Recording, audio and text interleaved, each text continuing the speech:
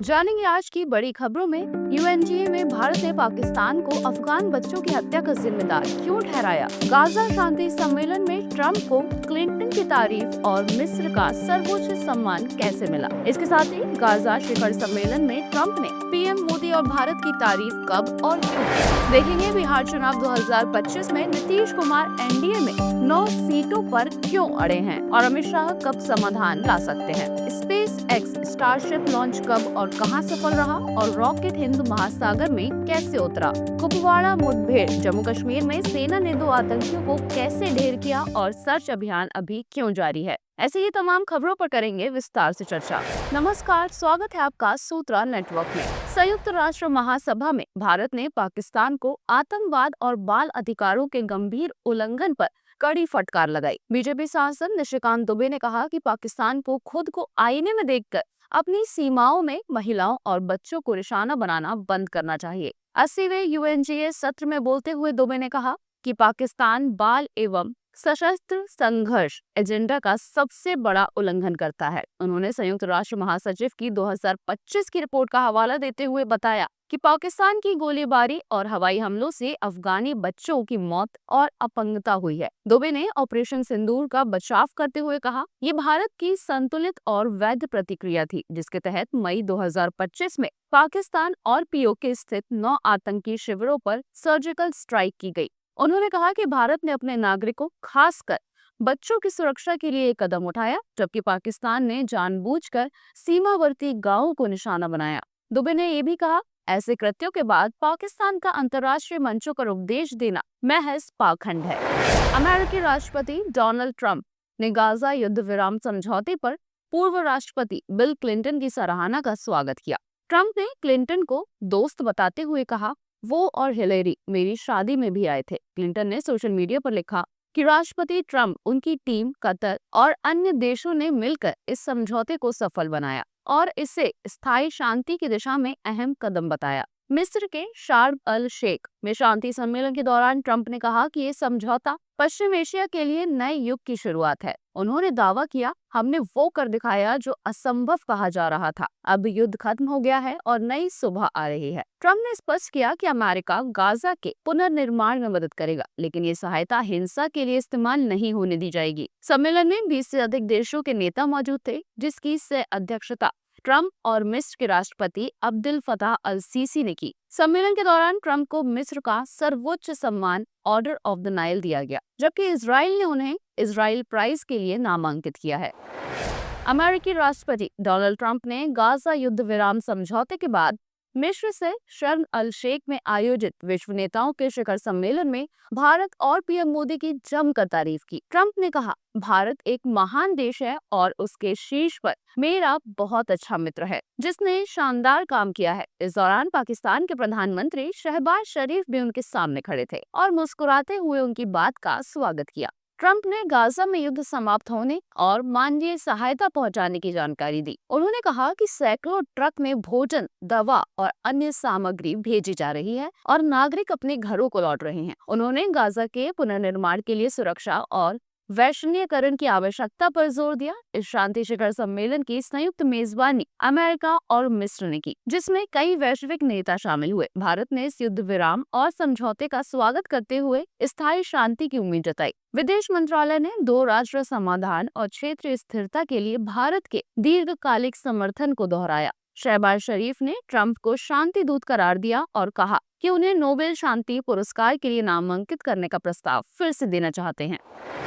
बिहार विधानसभा चुनाव 2025 से पहले एनडीए में सीट बंटवारे को लेकर तनातनी बढ़ गई। बीजेपी और जेडीयू को 101 सीटें मिली हैं, जबकि चिराग पासवान को 29 और जीतन राम मांझी व उपेंद्र कुशवाहा को 6 सीटें दी गई। लेकिन सूत्रों के मुताबिक नीतीश कुमार इन 101 में से 9 सीटों से नाराज हैं और उन्होंने इन्हें स्वीकार करने से इनकार कर दिया है। जेडीयू का कहना है कि इन सीटों पर पहले लोजपा यानी रामविलास का दावा था, जबकि ये इलाके पारंपरिक रूप से जेडीयू के मजबूत गढ़ रहे हैं। इसी को लेकर नीतीश कुमार ने बीजेपी से पुनर्विचार की मांग भी की। विवाद बढ़ने के बाद अब केंद्रीय गृह मंत्री अमित शाह के पटना पहुंचने और नीतीश से मुलाकात करने पर मामला सुलझाने की संभावना जताई जा रही है। इसी बीच सोनबरसा सीट पर भी खींचतान सामने आई। एनडीए की लिस्ट में ये सीट लोजपा के खाते में बताई गई, लेकिन नीतीश कुमार ने जेडीयू विधायक रत्नेश सदा को फिर टिकट देकर साफ संदेश दिया कि पार्टी अपने फैसले पर कायम है। रत्नेश सदा आज नामांकन दाखिल करेंगे।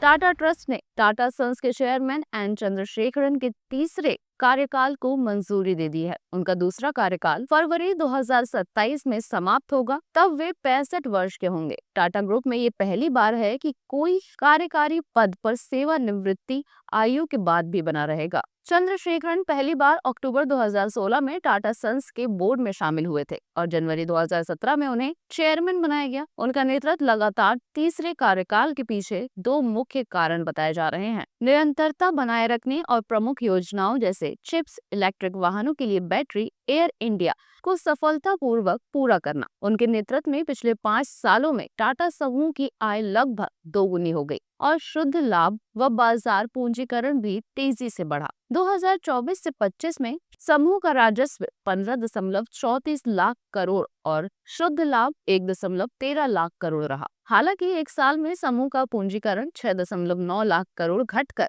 26.5 लाख करोड़ हो गया। ट्रस्ट ने प्रस्ताव नोएल टाटा और वेणु श्रीनिवासन द्वारा 11 सितंबर को पेश किया था और इसे सर्वसम्मति से मंजूरी मिली। ये निर्णय समूह की दिशा और चंद्रशेखरन पर ट्रस्ट के विश्वास को भी दर्शाता है। दुनिया के सबसे ताकतवर रॉकेटों में से एक स्पेस एक्स स्टारशिप ने अपना 11वां टेस्ट सफलतापूर्वक पूरा किया। मंगलवार सुबह 5 बजे टेक्सास के बोका चिका से लॉन्च हुए इस रॉकेट ने 1 घंटे 6 मिनट की उड़ान भरी और फिर हिंद महासागर में नियंत्रित लैंडिंग की। स्पेस एक्स के इस टेस्ट का मकसद भविष्य में रॉकेट को लॉन्च साइट पर सुरक्षित वापस लाने की तकनीक को परखना था। रॉकेट के ऊपरी हिस्से को स्टारशिप स्पेसक्राफ्ट और निचले हिस्से को सुपर हैवी बूस्टर कहा जाता है। करीब 403 फीट ऊंचा यानी 40 मंजिला इमारत जितना बड़ा ये रॉकेट पूरी तरह रीयूजेबल यानी कि दोबारा इस्तेमाल योग्य होता है। टेस्ट के दौरान हॉट स्टेजिंग प्रक्रिया में स्टारशिप अपने बूस्टर से अलग हुआ और फिर नियंत्रित तरीके से मैक्सिको की खाड़ी में गिरा। कुछ आग की लपटें दिखी, लेकिन मिशन को पूरी तरह सफल घोषित किया गया। ये रॉकेट नासा के आर्टेमिस प्रोग्राम का हिस्सा है, जिसके तहत 2027 तक इंसानों को दोबारा चांद पर भेजने की योजना है। स्पेस एक्स का कहना है कि इस टेस्ट से मिला डेटा भविष्य के चंद्र और मंगल मिशनों के लिए बेहद उपयोगी रहेगा।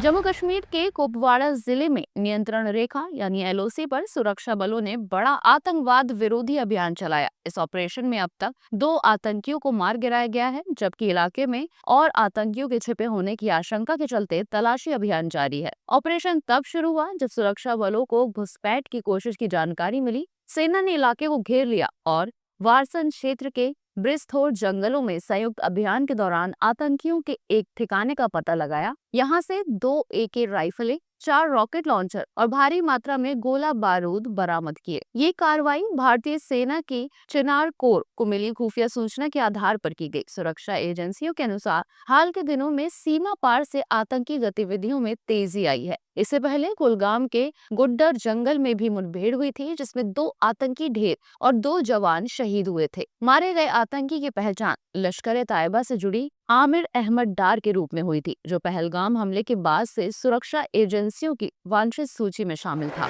आईपीएल फैंस के बीच चर्चा है कि क्या विराट कोहली अब आरसीबी के लिए नहीं खेलेंगे। दरअसल एक रिपोर्ट आई थी कि उन्होंने ऑक्शन से पहले कमर्शियल कॉन्ट्रैक्ट साइन करने से मना कर दिया, जिससे उनके आरसीबी से अलग होने की अटकलें शुरू हो गईं। लेकिन सच्चाई ये है कि विराट आरसीबी से अलग नहीं हो रहे हैं और उन्होंने आईपीएल 2025 में भी टीम के लिए खेलना तय किया। उन्होंने केवल कमर्शियल कॉन्ट्रैक्ट पर हाँ नहीं किया। कमर्शियल कॉन्ट्रैक्ट और प्लेयर कॉन्ट्रैक्ट अलग होते हैं। अगर विराट आरसीबी से अलग होते हैं तो वे प्लेयर कॉन्ट्रैक्ट खत्म करते। कमर्शियल कॉन्ट्रैक्ट में खिलाड़ियों से टीम के स्पॉन्सर या ब्रांड्स के विज्ञापन आदि जुड़े होते हैं। विराट कोहली ने ऐसा इसलिए किया कि वे किसी ब्रांड या विज्ञापन से जुड़ना नहीं चाहते। आपको बता दें कि अभी तक ये नहीं बताया गया है कि उन्होंने किस ब्रांड के साथ कॉन्ट्रैक्ट साइन करने से इनकार किया। आईपीएल 2026 में विराट कोहली आरसीबी की तरफ से खेलते दिखेंगे और केवल ब्रांड प्रमोशन से जुड़े कमर्शियल कॉन्ट्रैक्ट से उन्होंने दूरी बनाई है।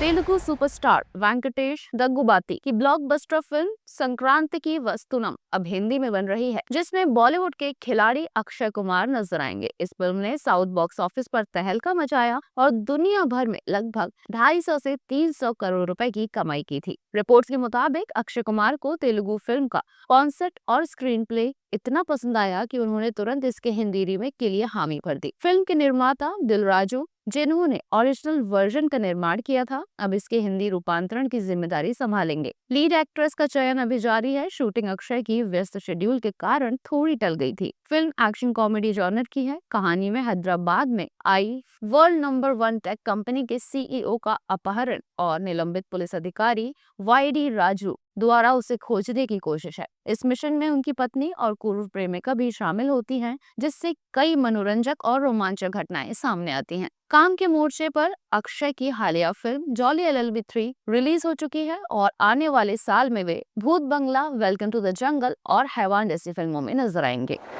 चेन्नई की कूम नदी में मिले शव मामले में नया अपडेट सामने आया है। जल सेवा पार्टी के नेता विनुथा कोटा के पूर्व ड्राइवर और निजी सहायक श्रीनिवासुलु उर्फ राइडू की हत्या 8 जुलाई को हुई थी। शुरुआती जांच में राइडू की गला घोंटकर हत्या होने की जानकारी मिली और हाल ही में 20 मिनट का वीडियो सामने आया, जिसमें राइडू ने दावा किया कि तेलुगु देशम पार्टी के विधायक बुजला सुधीर रेड्डी और उनके सहयोगियों ने उन्हें विनुथा और उनके पति की निजी वीडियो फुटेज देने के लिए कहा और इसके बदले 30 लाख रुपए का वादा किया। इस वीडियो के बाद विधायक पर गंभीर आरोप लगे। सुधीर रेड्डी ने वीडियो को साजिश बताते हुए कहा, मैं राइडू की हत्या में शामिल नहीं हूं, मुझे फंसाया गया। वहीं विनुथा कोटा ने भी एक वीडियो जारी कर सभी आरोपों से इनकार किया और इसे विरोधी खेमे की साजिश बताया। उन्होंने कहा कि अदालत ने उन्हें जमानत इसलिए दी क्योंकि हत्या में उनके खिलाफ कोई सबूत नहीं था। विनुथा ने जनता से अपील की कि वे धैर्य रखें और जल्द ही पूरे मामले से जुड़े प्रमाणों के साथ मीडिया के सामने आएंगी। इस घटना ने राजनीतिक विवाद और सस्पेंस दोनों को बढ़ा दिया है। तो चलिए जानते हैं आज की खास और रोचक जानकारी। हम जानते हैं कि भारतीय ध्वज को स्वतंत्रता दिवस पर फहराया जाता है, लेकिन गणतंत्र दिवस पर खोला यानी कि अनफॉल किया जाता है। ऐसा क्यों? दोनों में क्या फर्क है? चलिए आपको बताते हैं। 15 अगस्त को प्रधानमंत्री ध्वज को पोल के नीचे से ऊपर उठाते हैं, जो औपनिवेशिक शासन से स्वतंत्रता और देशभक्ति का प्रतीक है। 26 जनवरी को राष्ट्रपति ध्वज को पोल के ऊपर से फैलाते यानी कि अनफॉल करते हैं, बिना इसे ऊपर उठाए, जो संविधान, लोकतंत्र और संप्रभुता के प्रति प्रतिबद्धता को दर्शाता है। फहराना स्वतंत्रता का प्रतीक है, जबकि अनफॉल करना संविधान के प्रति समर्पण को दिखाता है। ऐसी ही और भी तमाम खबरों को जानने के लिए सब्सक्राइब करें, बेल आइकन को प्रेस करें और विजिट करें हमारी website. Travel India secret sites with Ramayana club, expert guides, comfortable rides and unforgettable pilgrimages await. Visit our website.